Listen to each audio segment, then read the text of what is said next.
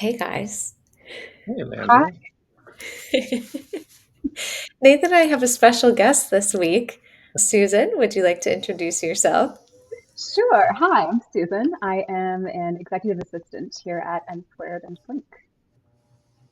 Hmm. An executive assistant who does an incredible amount Yeah, of technical yeah, things. I was gonna say like master of operations. I don't. Yes, Officially executive assistant, but yes, I wear many hats. yes. Yeah. I'd give you head of ops, I Yeah. think. I'm Yeah. certainly not doing it. Well, Susan, thank you for joining us. I'm excited. So, Nathan and Susan and I talk every week, the three of us. There's always a lot to figure out. Susan, you do a lot of stuff at Blink. It's not just operations either, but you're writing content, you're involved in the onboarding process. Like you're in Blink. How are you liking it? I love it. I think part of having been supporting different clients as an executive assistant is a lot of times I do end up dealing with metrics and filling out scorecards. So for me, I kind of have that personal vested interest in Blink where it makes my job easier. So yeah, I love it. And I always like operations onboarding type of thing too. So it's a great fit for me.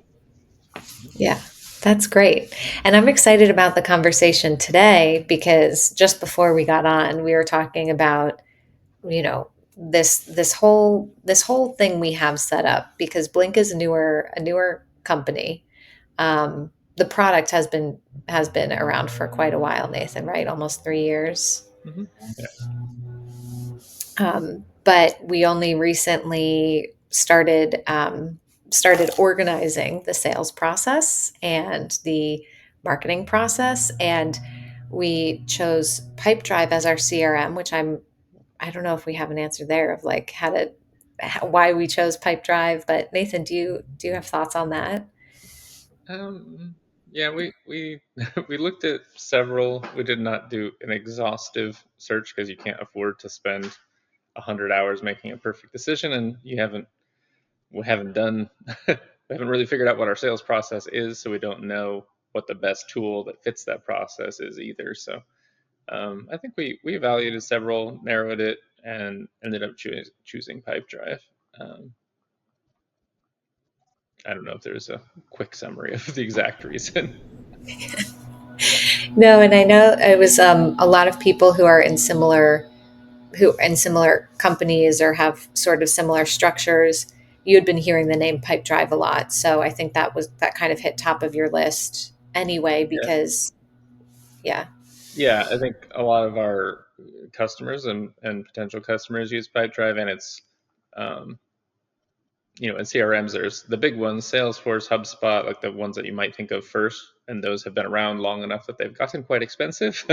And then there's the brand new CRMs that are very affordable, but maybe don't have some of the depth of features and functionality that, and so you end up running into a ceiling.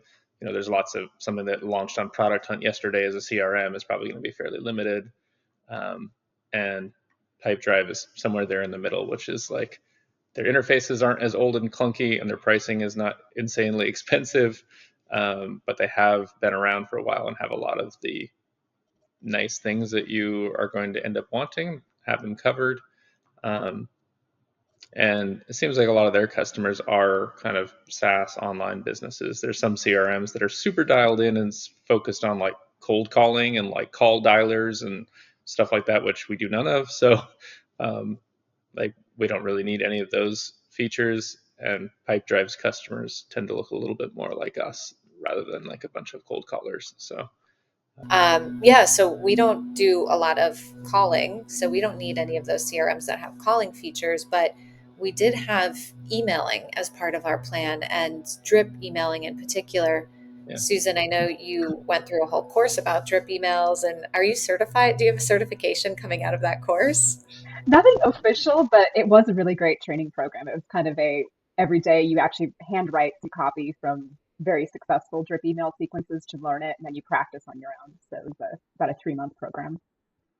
And that was a big piece of what we wanted to set up in Pipedrive in the CRM was having this really well-oiled machine that is sending out emails to people who hit our website and sign up for our newsletter.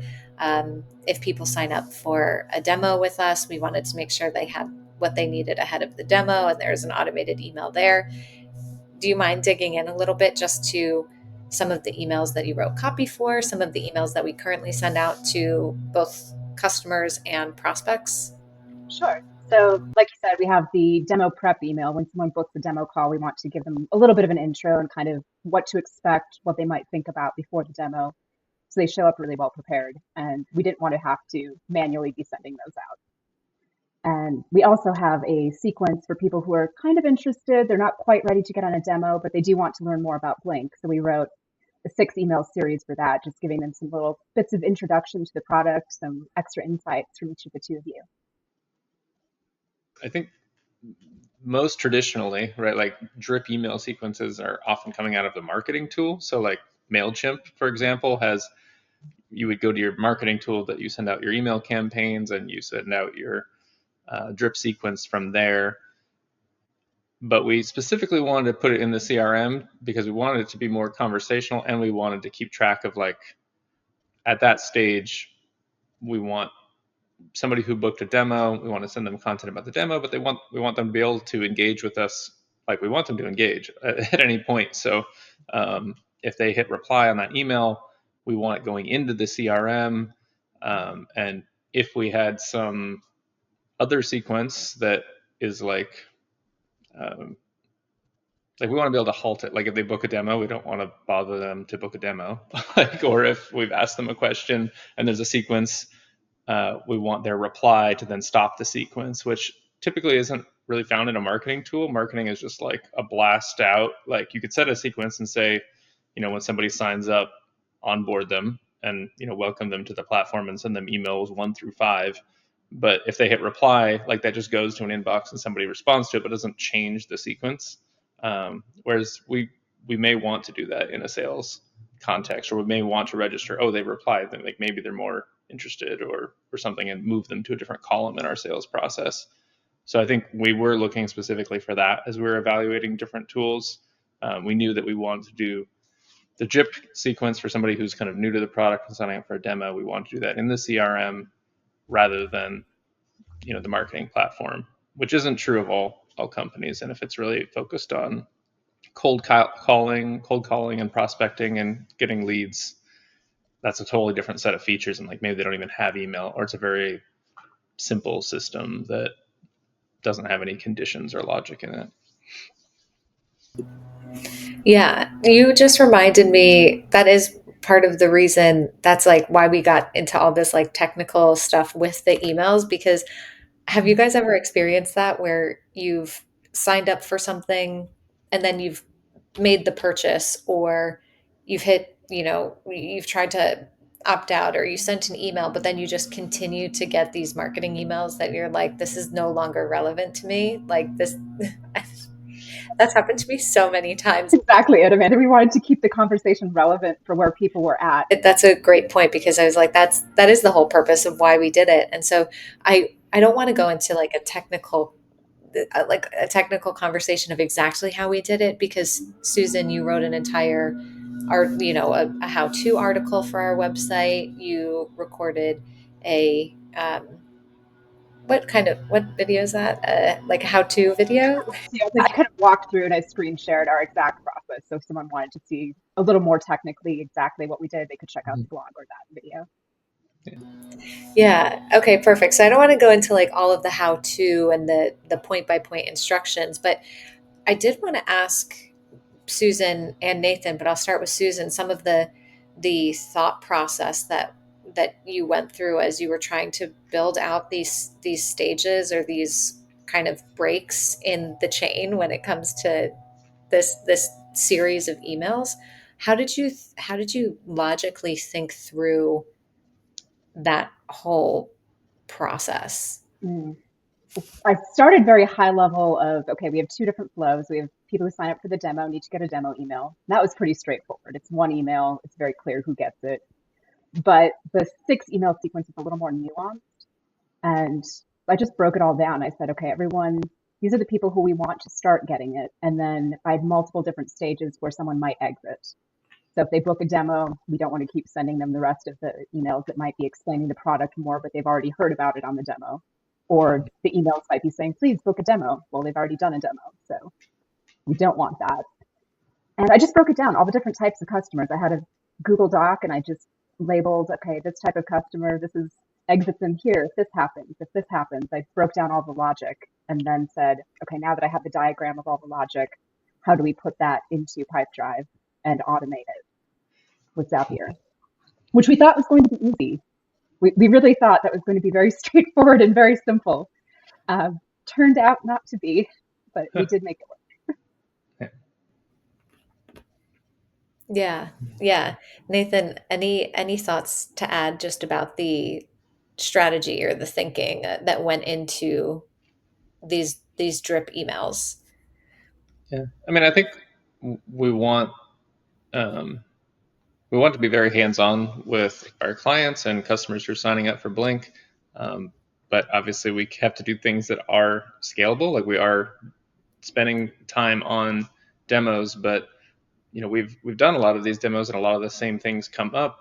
We ask a lot of the same questions, and so with the drip sequence, it's basically helping us have a more effective conversation when we do have the call, because like we can cover some of the basic things that we cover commonly. We could just ask open-ended questions just to like get them thinking about that before we get on the call, so that like maybe they've come a little bit more prepared, like, or that just been in the back of their mind for a little while. So I think that delivers a better conversation. So we want to do it in a helpful way, and we want to be able to like opt people out, like if they want to opt out themselves, or um, if we have somebody, which I'm reminded of, we have somebody today that we've already talked to, and then we're setting up a follow-up call because they're super interested and have follow-up questions, but they booked it through the website, and I think they did not book it through the website the first time. So now they're going to get the intro sequence, which doesn't make sense, and you don't want like this tone deaf, like weird, robots gone crazy setup, where like we're going to be like, I look forward to meeting you, and all of these things that don't apply. So I wanted to make sure we had a way to put in like a manual stop. So somebody just signed up today. We need to be able to go in and tag him and say, hey, we've already talked to him. Like he's already in the system. Don't send the sequence. Um, so we wanted to have that control. So really trying to like personalize and have a quality like connection with our clients, but and be reasonable and scale up our efforts, but still do it in a way that we can remain personal and um, not everybody just getting thrown into some massive system that treats them that way. Yeah, I think that goes along with kind of the ethos of N squared in general, which is being very available, being very communicative, but not being one of those big, enterprisey conglomerate companies that just treats everybody like what's the word? Like just treats everyone like they're interchangeable, like they're not kind of an individual person. And I think how we deal with customers, but then also in this whole process, it has been very much how do we communicate what we want to communicate to people, but also not completely depersonalize it. Yeah. And it's kind of interesting that in order to achieve that, we put a ton of automation into the process. Yeah, and it's a hard line to walk because right, like I want to spend 20 hours with every single person who's interested in Blink, but I just can't do it. And so we have to leverage automation to do that. And I don't think it's disingenuous because like yes, you're sending there's an email that goes out and it says it's from me, like, and obviously I didn't sit there and type that specific one and send it, like, but it is it is something that we spend a lot of time reviewing and crafting and making sure that is the message that we want to deliver, and it's coming out of doing dozens of these calls. Like we decided what would go in that email, and then if somebody replies to it, like it goes to my real inbox and I will absolutely reply to everyone that comes in. So it still is a very personal interaction, just with a little help for us to actually do it consistently, because I won't do it consistently with the number of meetings and calls and other things that we have going on. Um, I won't do that consistently, and I know I won't. So we set up automations in place to help make sure that it does happen and people get the hands-on attention that they should get.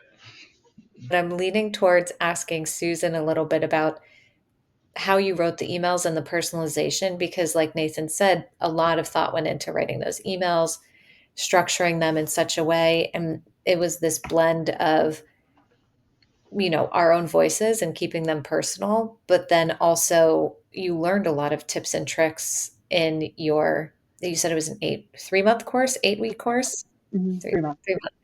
You learned a lot in those courses. Do you have one or two things that people might not know that you want to share, or do you want to plug the course and do you have a referral link? Should we plug the course?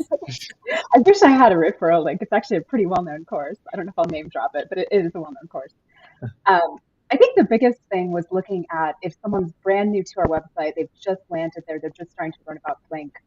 What can we explain to them so we take them through the whole story in 6 emails? So we go from they don't know anything to they understand, they get to know who Nathan is, why he originally came up with Blink. They get to meet you, Amanda, and kind of get to know you a little bit. We did an alternating. I remember we were talking about the blend of how many emails should be from Nathan, how many should be from Amanda, and then each of you helping me to craft the emails that were from you, so they do reflect your voice, your tone, the way you each speak. That was that was a fun process of saying who should say which pieces, and then working with you to actually develop those and tell the story of Blink and how it relates to people who are getting the emails, because we wanted to tie it back. Didn't want it to be just this is about us and who we are. We wanted to say, how do we explain how Blink can be helpful?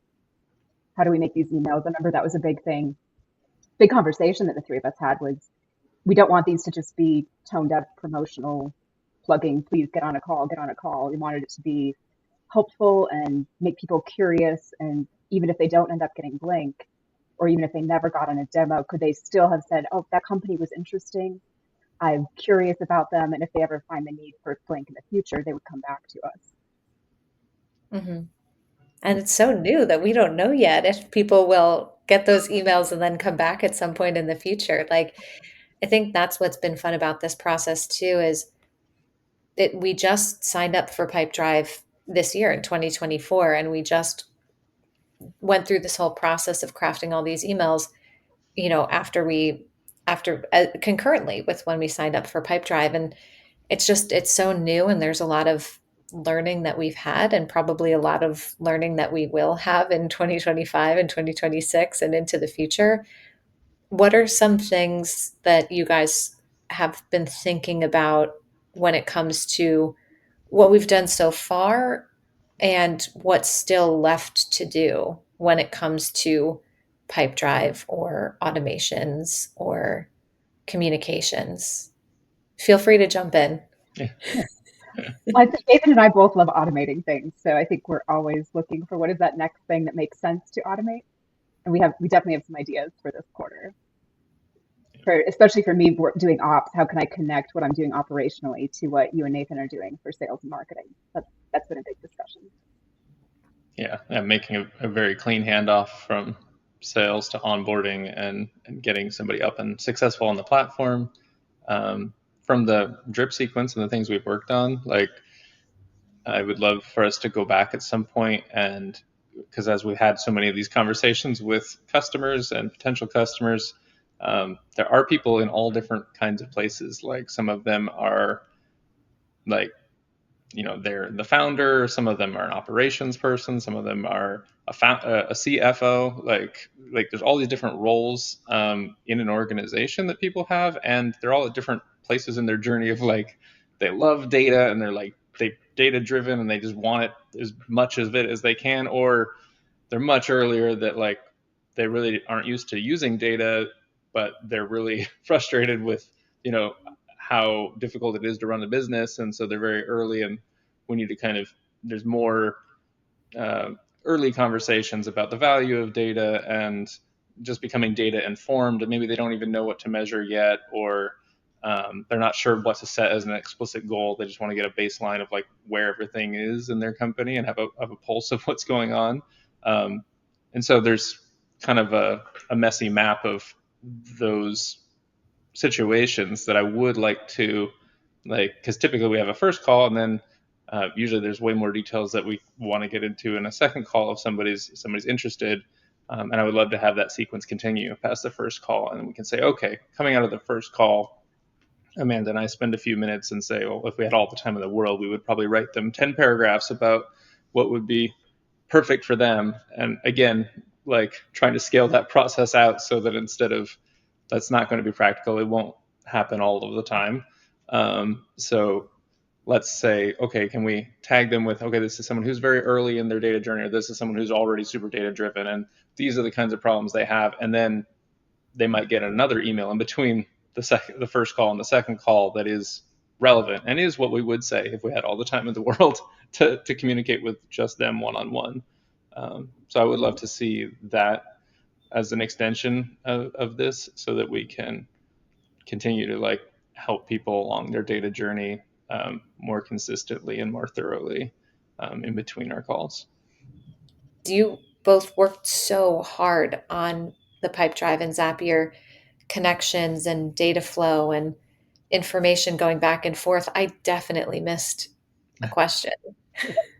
Well, I think the big thing I mentioned that wasn't as easy to set up as we thought. So a little bit of that surprise was that we'd been working in the Pipedrive system before we ever wrote the emails, and we had contacts. We were adding labels to them, and we added multiple labels for how we met people or what kind of role they had. And we just kind of naturally thought that we could easily connect Zapier to that and continue to add labels through automation. And we built the email sequences and the workflows in Pipedrive. And then when it was time to connect the Zap to it, we suddenly realized that there's no automation where you can just add one label to the labels that were already there. If you try to automate it through Pipedrive or through Zap, it overwrites all of your existing labels. So you lose all of that context on people who were already in the system. The minute they book the demo call or the minute they add their email on your marketing site and your automation runs, all of those other labels are just gone. So that was a surprise that we did not like. Yeah, We sometimes. thought for sure that must be wrong. I remember I told Nathan what I'd found, and he went and looked it up too because we thought this can't be right. Yeah. But But sometimes technical systems have legacy code and weird little things that are not what you would expect. So that's what we ran into here. And the temptation can be, well, let's switch to a totally different platform. But every platform has some weird little issue you don't encounter until you get there. Like every new house or apartment you move into that you don't realize something until you've been there like a weekend. Like, oh yes, the restaurant next door and puts all their glass bottles into the dumpster at midnight when they close every night, and it's incredibly loud, which I discovered like a few That nights. sounds personal. Yeah, yeah, totally theoretical example.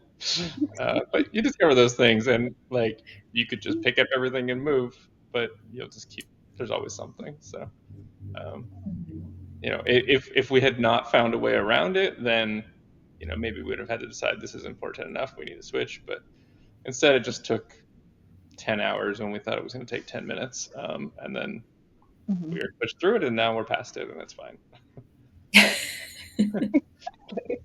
That's what I love about our team is that everyone is so good at problem solving that we were able to just kind of come together. One of our developers built a solution for us. It all works now. Yeah. Mhm. I think it's an interesting point, Nathan, and one that probably a lot of companies and founders can relate to is that feeling of, oh, this isn't working. Let's scrap it and find something else.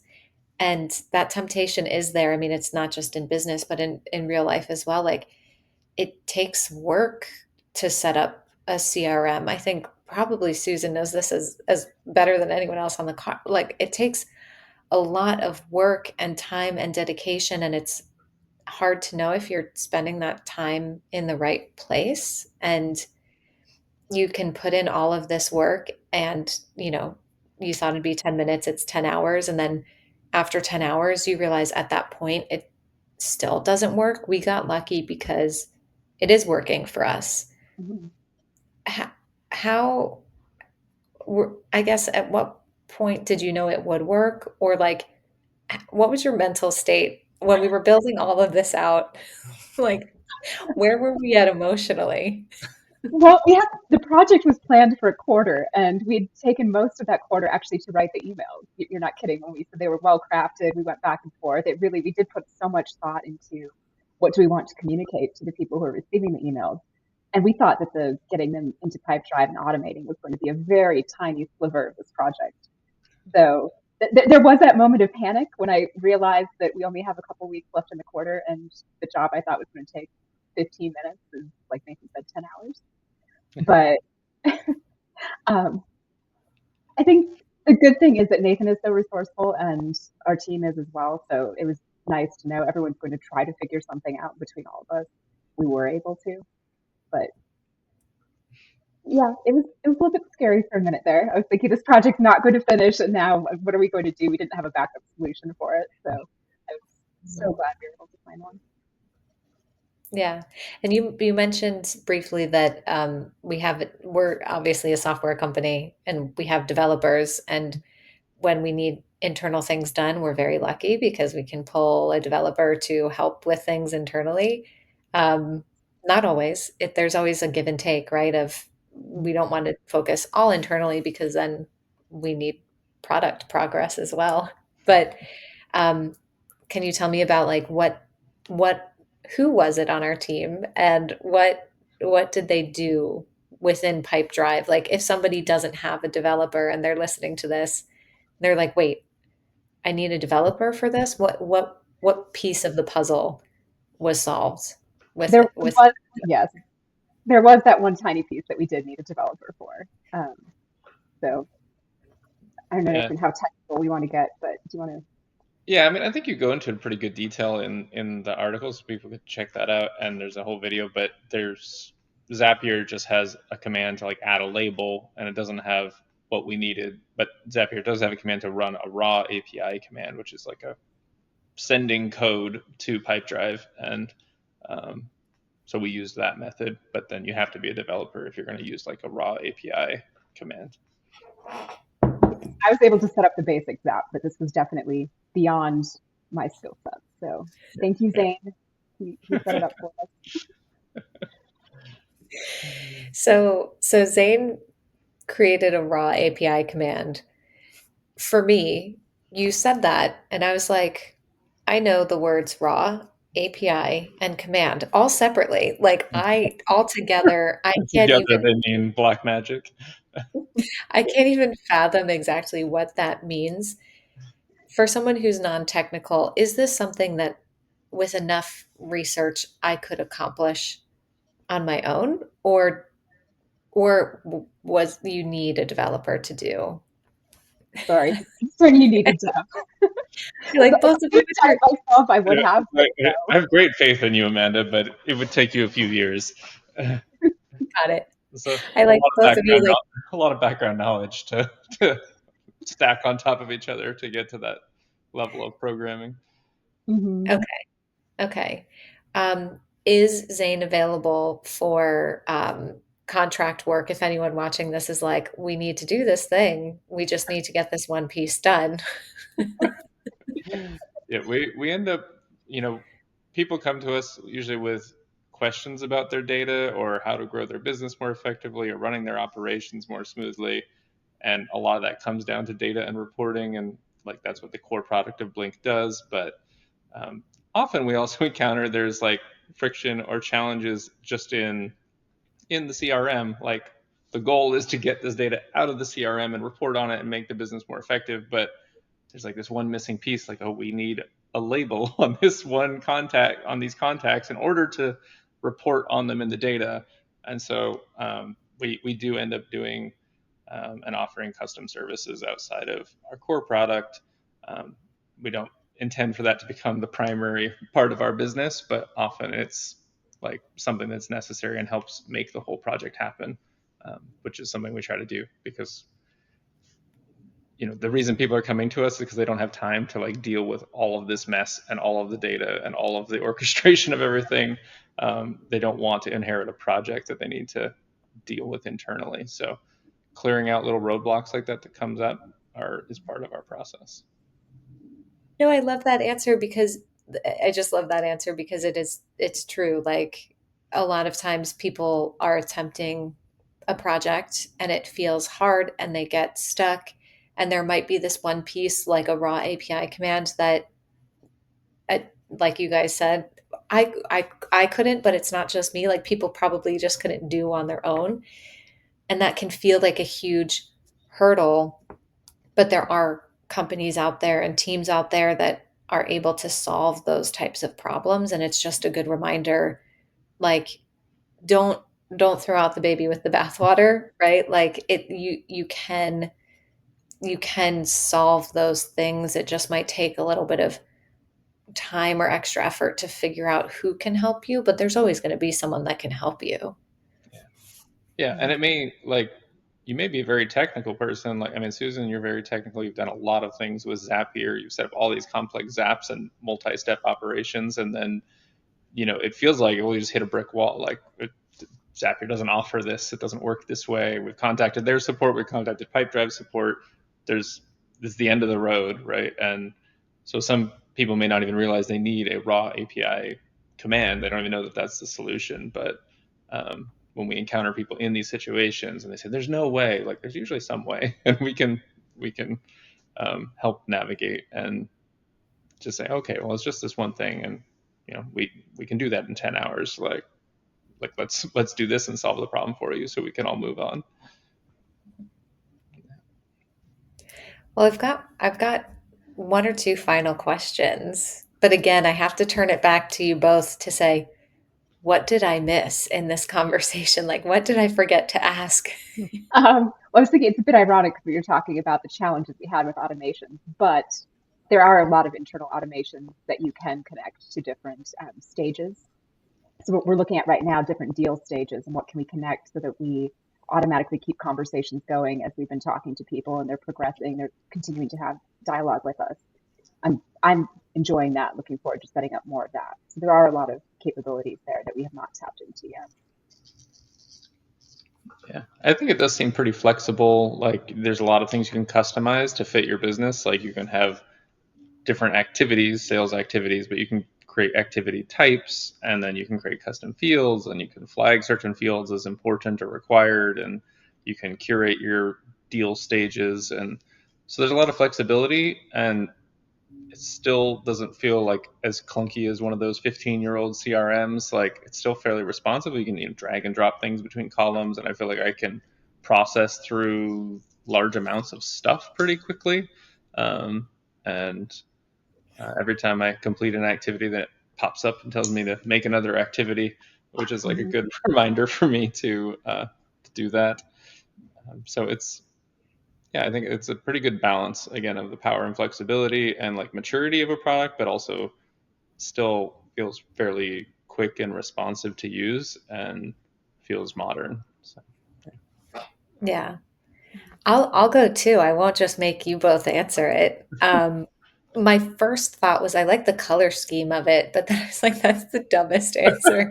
yeah. You can't have that answer. Hey, it does matter though. It doesn't like you enjoying the tool that you use versus like being something that like I hate this thing. This thing is so slow. It is so clunky, which you do feel about some CRMs, and it impacts it. Like when I do open up Pipedrive, and there's a satisfaction of like checking things off and having that list go and being able to drag the boxes around and feel like oh I've organized my work and like I'm clear on where all the deals are, where everything stands, what I need to do and when like Mhm.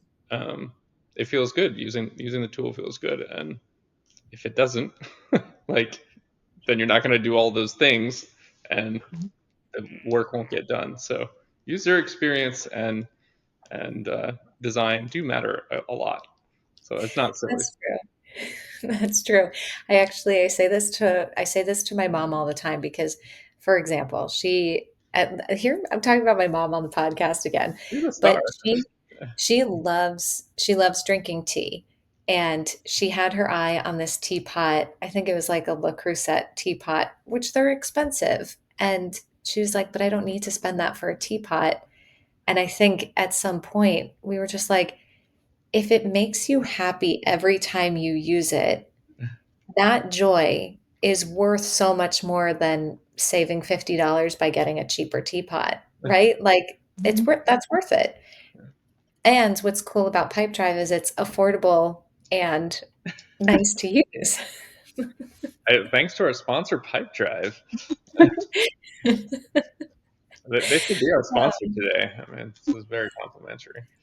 You know what? It'd be nice if Pipedrive was our sponsor, but I'm pretty sure they won't even let us on their integrations list yet. So, Coming soon. yeah. No, I think one of my favorite thing is this is a strong opinion I have, but it's about percentage like like probability rates on deals and pipelines and stages and things. I hate them. I hate probability rates because they're so theoretical unless you have thousands and thousands of use cases and you know for sure if Yeah, a deal is in this stage, X percent of them close. yeah, But without that data, the probabilities, like, they're, I don't know, for me, so I like in Pipedrive, you can turn them off. You don't have to set them. You can even toggle them on and off, I think. So yeah. you can see the amount in your pipeline with or without probabilities weighted in. Um, and so I like that feature a lot as a salesperson because I'm very black and white. I'm like, everything in the pipeline is zero for me, Yeah. right? I mean, I have to report on what I have in the pipeline, but for me, I'm like, if it's in the pipeline, it's zero. I don't consider something actual money until the credit card goes through. So I like some of those features that I can look at it the way I want to, but then anyone else on the team can come in and say like, but let's just be more reasonable about this, Amanda. You can like look at the weighted pipeline amounts.